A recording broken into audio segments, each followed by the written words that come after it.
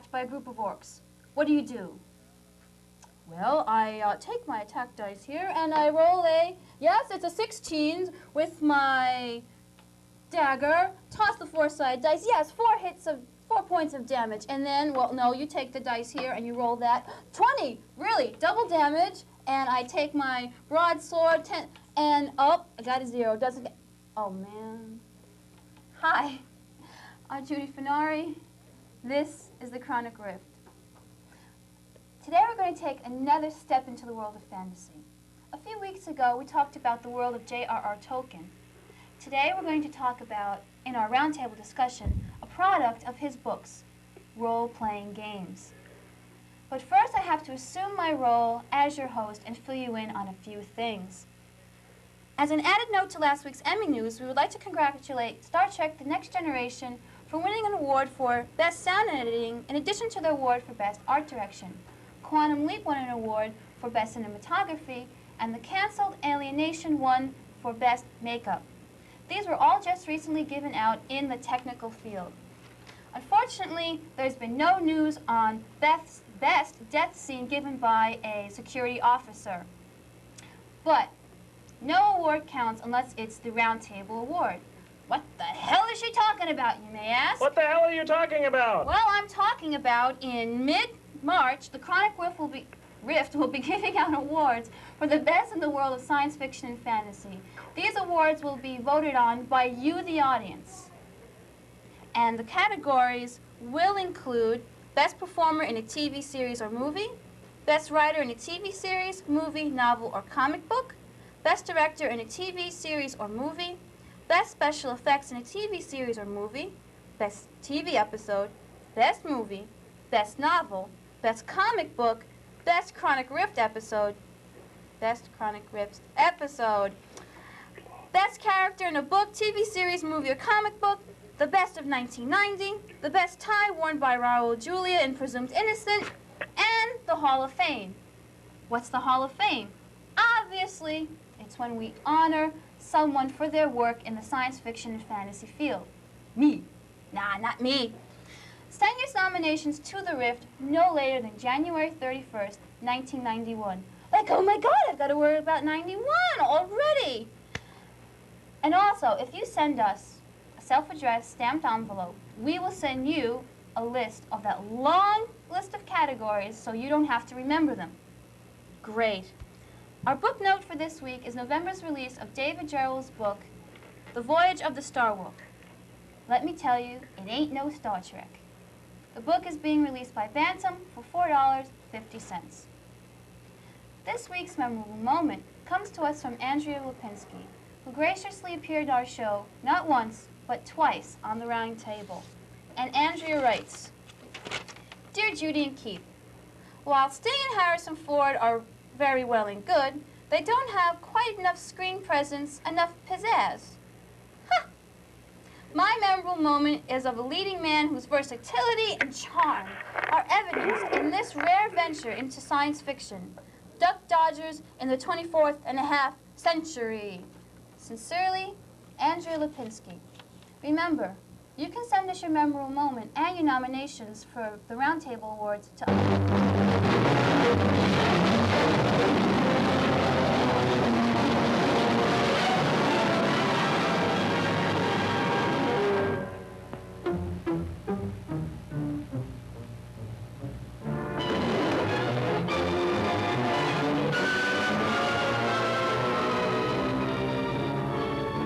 sent for you, Dodgers, because we are facing a crisis. The world supply of alludium Fosdex, the shaving cream atom, is alarmingly low. Now, we have reason to believe that the only remaining source is on Planet X, somewhere in this area. And you want me to find Planet X, is that it? Can you do it, Dodgers? Oh, indubitably, sir. Because there's no one knows his way around outer space like Dodgers in the 24th and a half century.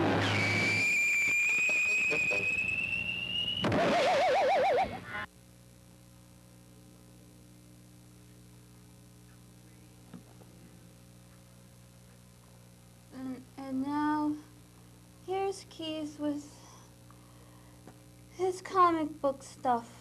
Hi, Keith. Nice to see you're so excited. Yeah, love them comic books, man. Go back to sleep, dear. Uh-huh. Good evening, ladies and Bruces. I'm Keith DeCandido, critic for the Comics Journal. This is Comic Art Commentary. Ha-cha-cha. I had the pleasure recently of interviewing Neil Gaiman, who's the writer of Sandman, Miracle Man, Black Orchid, Violent Cases, and a bunch of others. That interview will be seen in the Comics Journal sometime next year. He's in America right now with Terry Pratchett, with whom he wrote the novel Good Omens, the nice and accurate prophecies of Agnes Nutter, Witch. It's a fantastic book and one which you should all run out and get right now because it's a lot of fun. He told me what the future holds for some of his books. In Sandman, which is published by DC, he'll be bringing back a forgotten character from the 1940s called Element Girl. Element Girl has powers very similar to the Justice League's Metamorpho and has not been seen in years.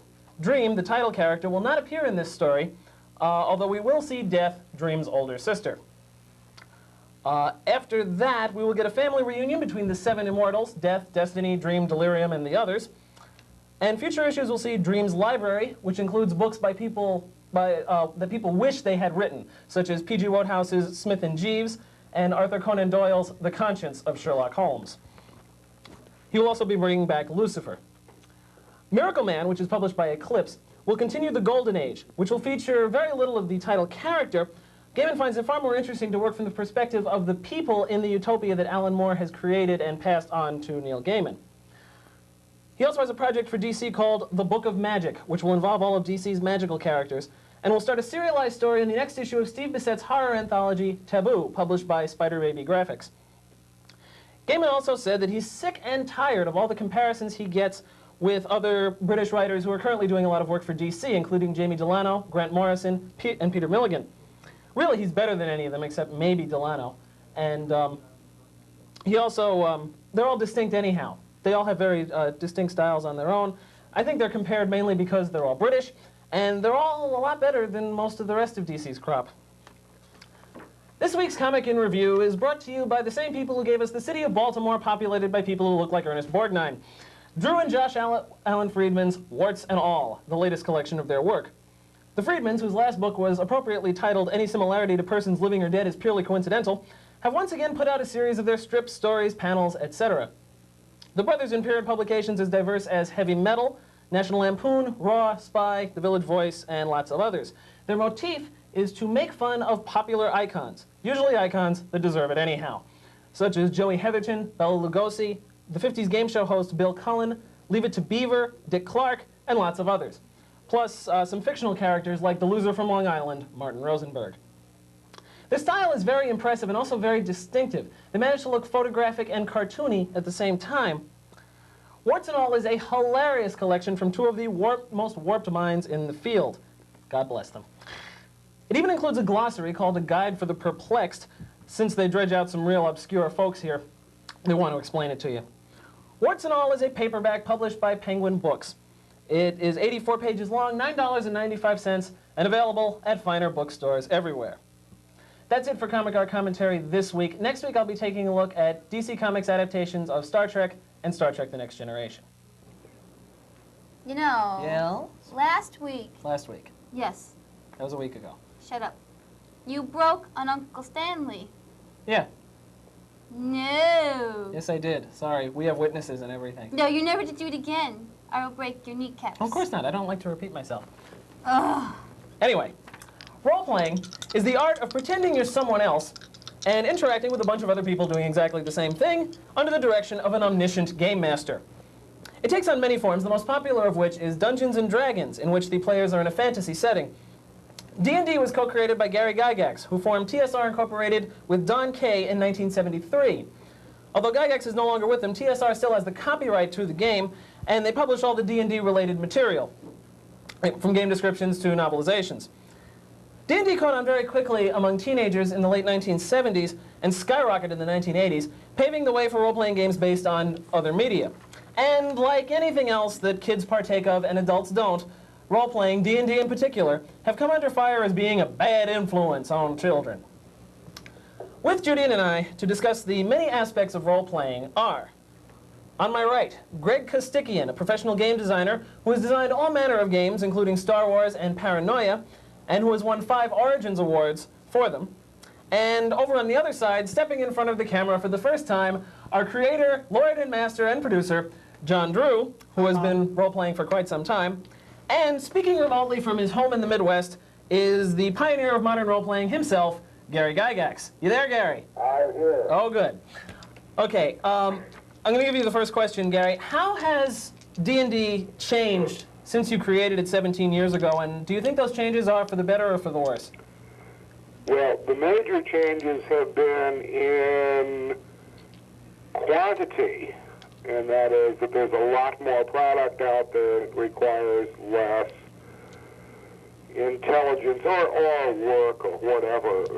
For all intents and purposes, the game has changed virtually not at all. You don't think there's really been any significant change in it? No. Okay. Would you care, John, take me from the other perspective since you've been playing it and game mastering it and whatnot. Well, I've totally chose to ignore the second edition rules that have been put out by TSR, and I think, as Gary says, that there really is, there's a lot of stuff on the market, but it really hasn't changed. It's exactly like any other marketing tool, the Spider-Man comic books, the Star Trek series, either the movies or the TV show or the comic books or such. There's a lot of it there, but it's basically all the same thing, and nobody really is doing anything to move further on it, at least as far as I can see. Well, how would you suggest, or is there a way that you can move forward in something like this? Well, the game hasn't changed in the fundamentals in that it's still about a bunch of characters role-playing in a fantasy environment.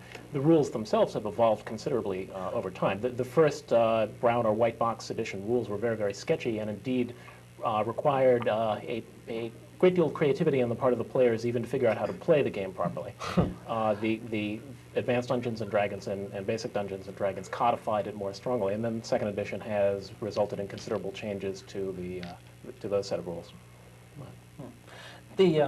That's one thing. The rules are extensive and almost Choking. especially and it seems like there's almost too much there. It's like it's so complex and so complicated that it's almost like a straitjacket. But well, That's a response to the market, actually. It does make it a little bit more difficult for novice gamers to get involved, but people who have been playing any game for a while want to see more. They want to see variants and additional rules. And I think Dungeons & Dragons has sort of grown by accretion. Initially there were just 3 character types, and now there must be 20. At least. Yeah. They even changed the character types around at one point. well, I was just going to say that I think TSR has responded to the type. Basically, what it comes down to is whatever type of person you are. You could be the kind of person who could get along fine with just your Dungeon Master's Guide, your Player's Handbook, or in other games, just your basic set, and you can build from there. Now, I'm not saying that those who can't get along with just those aren't creative, but I had a friend of mine who had to have every book, every rule, every figure, dice, what have you, to play the game effectively. To the point, though, not that he wasn't creative, but he stunted the game, and it dragged. It is. I mentioned that D&D has come under a great deal of controversy. There have been cases where people have accused it of being the occult. It's having a bad influence on children. It makes you kill your parents. Right, well, Gary, you were one of the originators of this, and so, in essence, people are accusing you of corrupting the youth of the nation. How do you... Indeed they are. I'd just like to say one thing back, just taking a step back, and Greg was right. I mean, it has become more complex, but a lot of the complexity has been added simpler, I think, well, there are 2 reasons. Number one, a lot of the gamers have wanted it. Number 2, it sells books. Right, sure. And it is commercial enterprise. But then going on to Dungeons and Dragons and role-playing in general, it usually encourages the participants to seek alternate truths or ways of solving problems or whatever. In other words, to think for themselves and to be creative. And a lot of people don't want children or young people or anybody else for that matter to think for themselves. They want them to, you know, what I say is true, and you'd better believe it. Yes, sir. Well, a questioning mind is always a dangerous thing. So the objections, many of them come from that. Of course, the other is, you know, whether it's Motley Crue, whoever you want, you want to attack someone, Judas Priest subliminal message. Anybody that's popular, go ahead and attack. And then, of course, there are the people who are looking for an out, say, gee, the devil made me do it, or Dungeons and Dragons made me do it. But the attacks on the game, as on most things, with regard to the First Amendment, are thrown out of court instantly. Thank goodness. Right. Even so, that even just the fact that they can take it this far, you can intimidate through the legal system, even if you know the case isn't going to go anywhere. A lot of times, groups that are against stuff like this will use the court system to make a point, to show that, you know, we will haul your ass into court, tie you up in legal costs.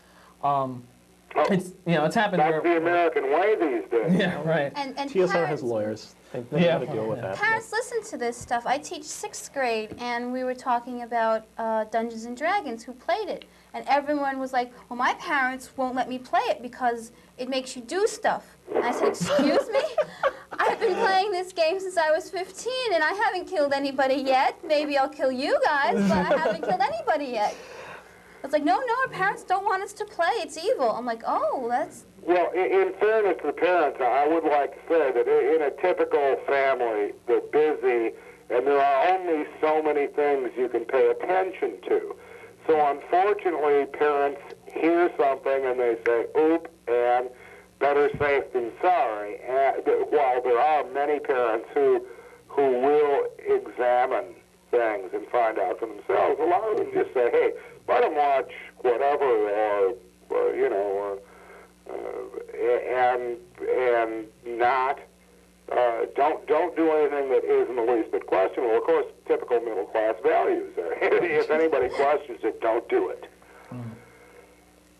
Well, I speaking for myself, I've been playing the game now for 13, well, I've been playing role-playing games for 13 years. I actually haven't played Dungeons and Dragons in a while, not for lack of wanting to or not, but Just haven't. And I can honestly say I haven't had any urges to kill my parents, I haven't had any urges to jump off the Twin Towers, as in Rona Jaffe's Mazes and Monsters.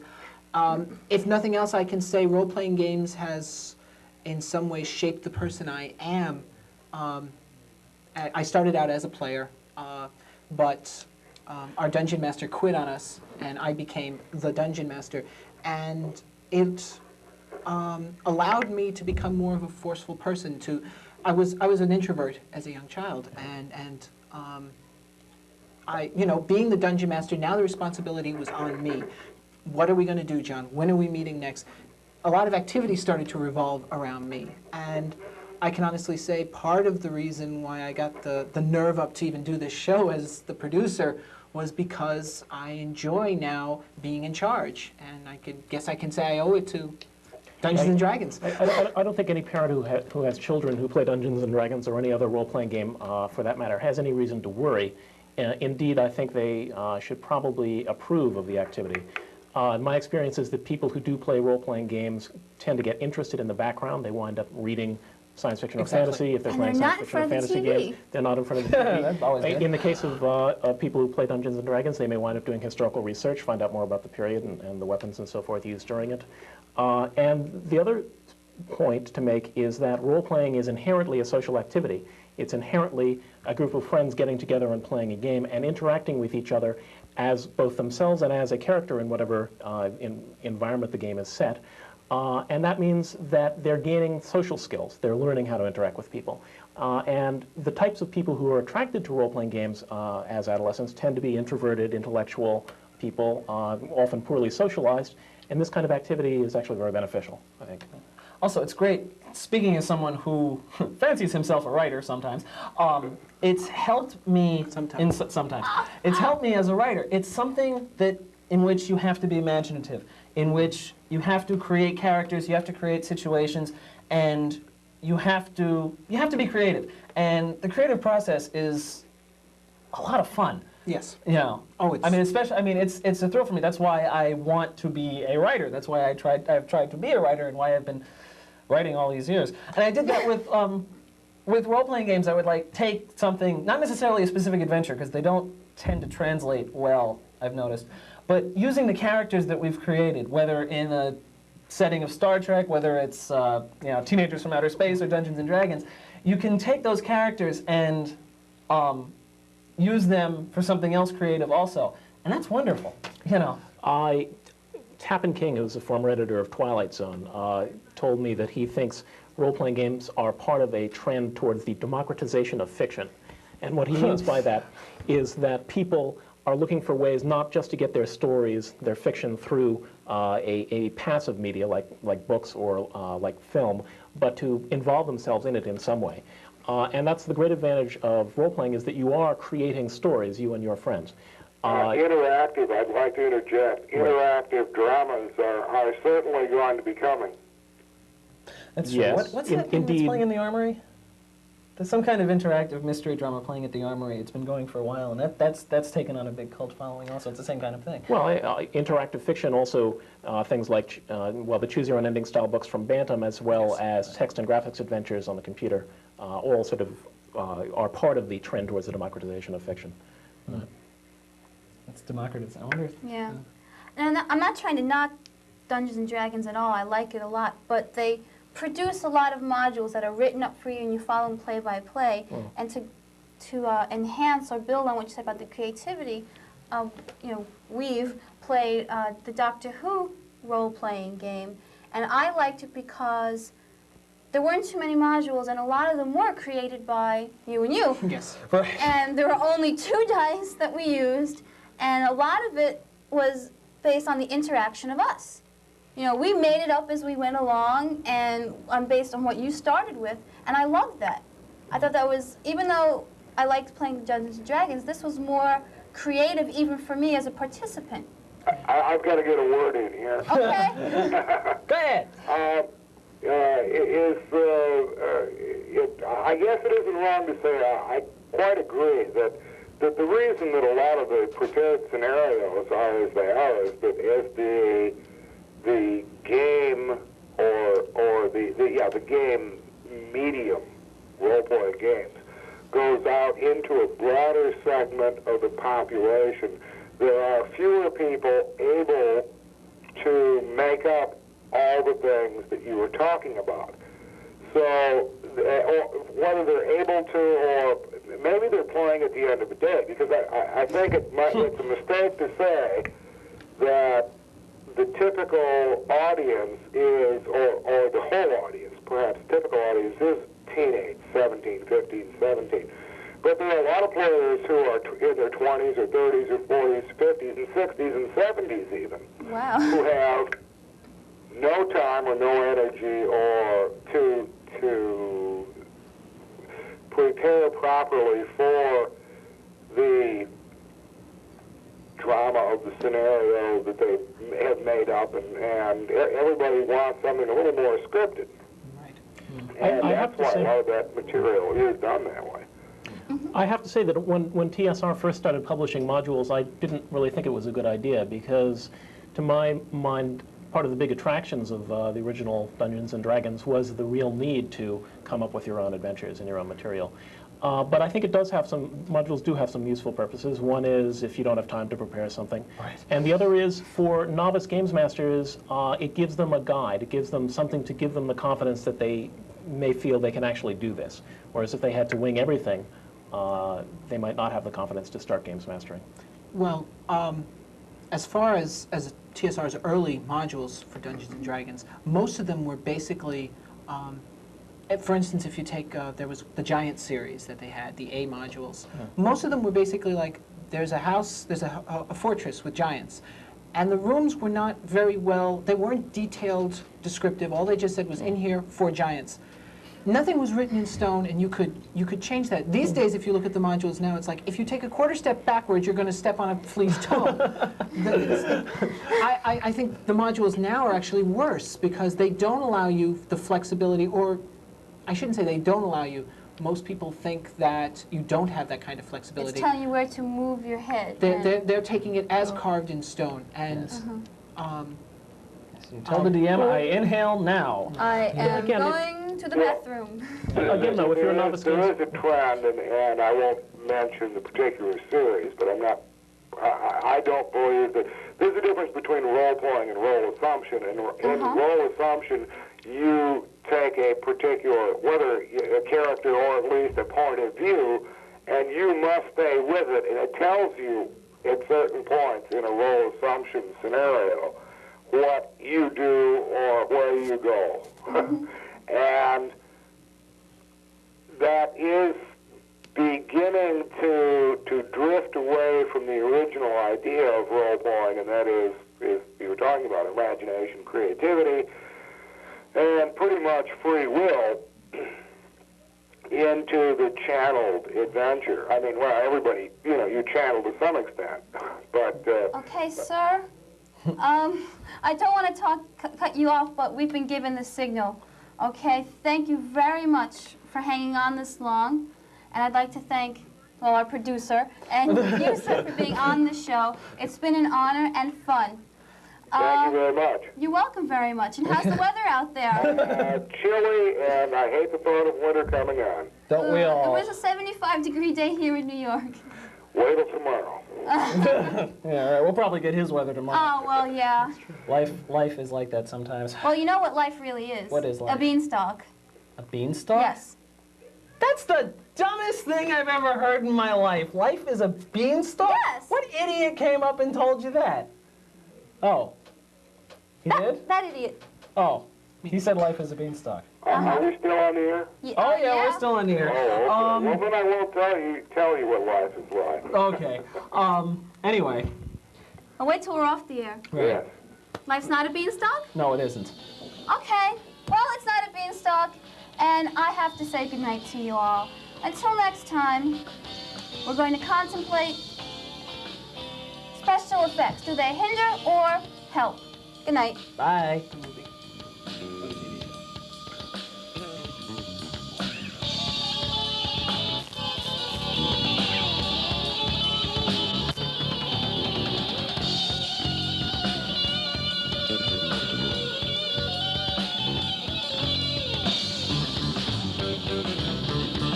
Thank you.